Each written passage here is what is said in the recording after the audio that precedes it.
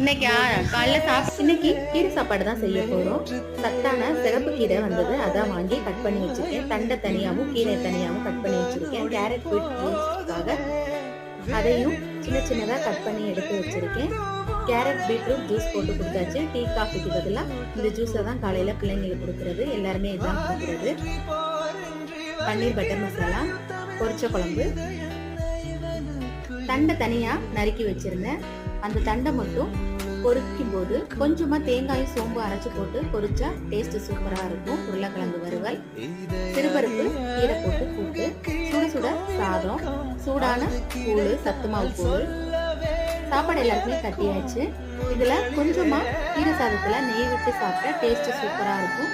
ரொம்ப சத்தாவும் இருக்கும். வீட்டிலே எடுத்த நெய் பாப்பா கலந்து கொடுக்குறேன். வீடியோ பிடிச்சிருக்குன்னு நினைக்கிறேன். பிடிச்சிருந்தா நம்ம சேனலை லைக் பண்ணுங்க, ஷேர் பண்ணுங்க. பாய் பாய், டேக் கேர்.